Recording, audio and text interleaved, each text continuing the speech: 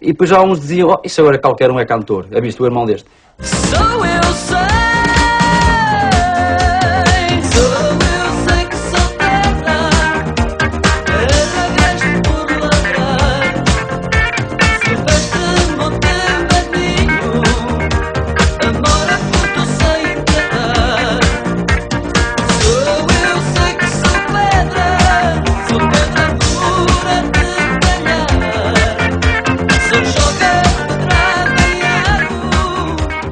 Havia alguma coisa que saía dali.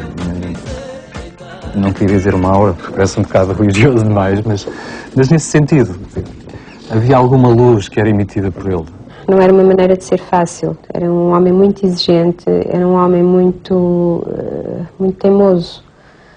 Gostava ele sempre, por exemplo, começava-se a discutir qualquer assunto, ele tinha sempre razão. Eu gostava era de mergulhar no mundo da fantasia. Que era uma pessoa com muita imaginação mesmo. E às vezes batia-nos. Batia-nos, mas não era assim nenhuma coisa grande, mas batia-nos. Não se zangava, era raro zangar-se. Mas talvez tivesse um pelinho na venta, assim, um bocadinho. Mas era muito raro, muito raro, muito raro. Esse feitio muito especial. Ele achava que as pessoas tinham que o compreender a ele, percebe? E entrar naquilo que ele gostava que se fizesse. Era um tipo super acessível e muito boa pessoa. O António tinha uma personalidade muito forte, era uma pessoa muito... Eu acho que nunca conheci ninguém como ele. Comecei a perceber que não percebia nada do António Variações, é isso que eu comecei a perceber, que eu não percebo que homem é que era. Eu sei que sou barro, difícil de se moldar, argila com cimento e zero, nem qualquer sabe trabalhar. Em modos feitos não me sei criar, em formas feitas podem-se quebrar. Também não sei se me quero formar, porque eu não sei. Porque eu não sei se me quero polir, também não sei se me quero limar, também não sei se quero fugir deste animal, também não sei. Mas conhecia de alguns clubes lisboetas que ele frequentava. E ele dava bastante nas vistas pela maneira como se vestia. E as pessoas apontavam, não é? Que era o António Variações. Mas ele nessa altura não era cantor, era cabeleireiro. O sonho dele era cantar. Mas falámos um pouco sobre isso, quer dizer, falámos mais do dia-a-dia, do trabalho. Ele teve sempre uma paixão pelos artistas. Ele contou-me uma vez que, quando era miúdo, quando veio para Lisboa, uma das coisas com que ele se entretia, também porque não tinha muito dinheiro e não podia muitas vezes entrar nos espetáculos, era ir para o Parque Mayer e gravar autógrafos de tudo o que era artista que lhe aparecesse pela frente. Estás dentro da minha teia,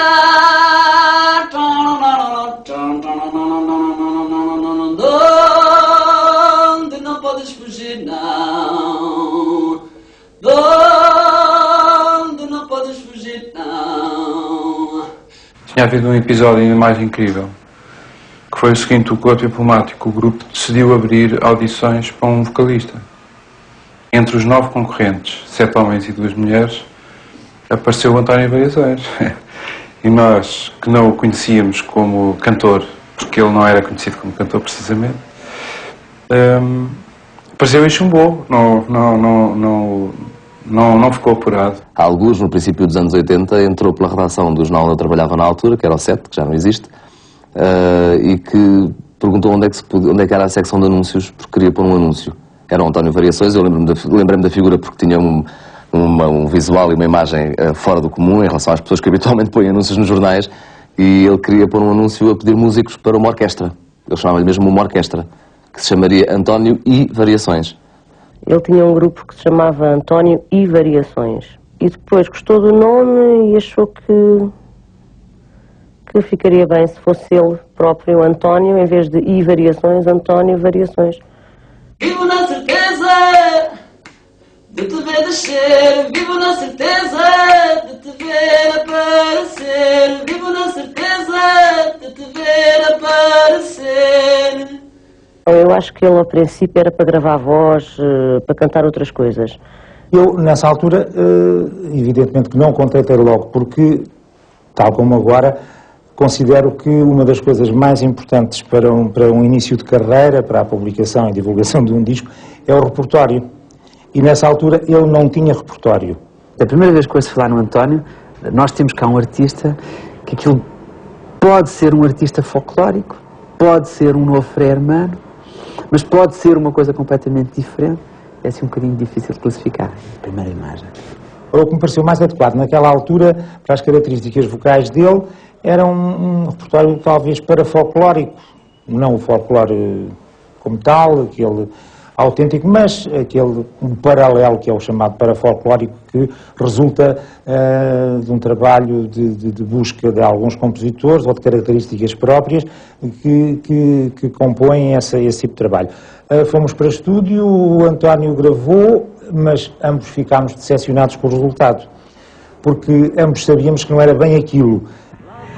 E tentei por todos os meios vir para a música e o grande passo que eu dei foi um espetáculo que eu montei em Lisboa com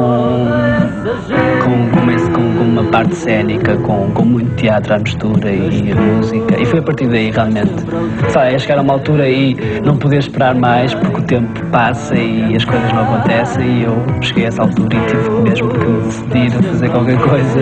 O que me levou a pedir-me para fazer os espetáculos lá foi, na realidade, o facto de nunca lhe terem dado uma resposta da editora. E ele queria muito demonstrar que sabia cantar. E então chegou-se à conclusão que iria fazer lá um espetáculo. Fez, foi um espetáculo com música rock, música muito barulho. Na altura até lembro-me que houve problemas com a vizinhança, porque foi um espetáculo com uma banda, não era um espetáculo de maneira nenhuma playback, e não teve realmente muito êxito. O segundo espetáculo foi um espetáculo mais organizado. Ele cantou uma canção que por acaso não gravou, que era o Comprimido. Foi um espetáculo bonito. O Trumps foi uma espécie de viver dessas pessoas, foi um sítio onde as pessoas podiam expressar-se livremente, sem nenhum tipo de constrangimento, e onde se foram criando coisas com um certo espírito de resistência, mas que no fundo veio a dar uma parte do que é hoje a música pop e a música rock em Portugal.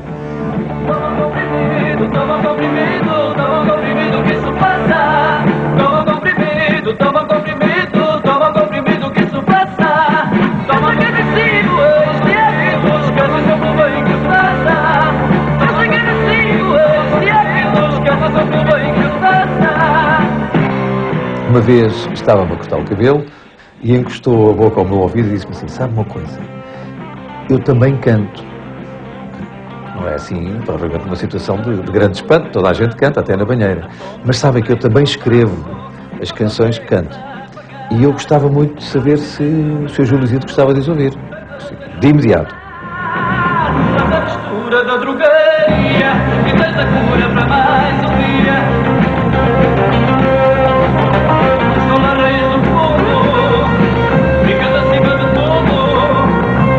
Passados uns tempos, encontrámos-nos num restaurante e vem ter comigo com uma cassete. Está aqui uma cassete. Fui gravá-la de propósito nos estúdios Algures, ali em Campo de Ourique, com uma canção que se chama O Comprimido. Ouça e depois, se valer a pena, chame-me para eu cantar no programa. Bom, eu fui ouvir a cassete para casa e fiquei verdadeiramente fascinado. Eu penso que foi através de um programa de televisão, daqueles que penso que era o Júlio Isidro na altura, era para aí o único sítio onde apareciam assim grupos ao vivo. Apareceu-me um grupo estranhíssimo, com uma pessoa a cantar estranhíssima, cantava uma canção que me lembro do refrão, que era, penso que ele nunca gravou isso depois, qualquer coisa como Toma o Comprimido que isso passa. Eu na altura trabalhava na Valentim Carvalho, na editora, eu era mesmo funcionário, durante um período relativamente curto. E lembro-me no dia seguinte de falar com o Francisco Vasconcelos e dizer: epá, penso que há qualquer coisa que devias contratar. Aí é que ele me disse que aquela pessoa, devia saber que era o António Variações, já tinha contrato há cerca de 4 anos com a Valentim Carvalho e nunca tinha gravado. Isto passou-se nos finais de 70, princípios de 80. Havia um contrato escrito entre a Valentim Carvalho e o António, em que a Valentim Carvalho se comprometia, portanto, a gravar um disco.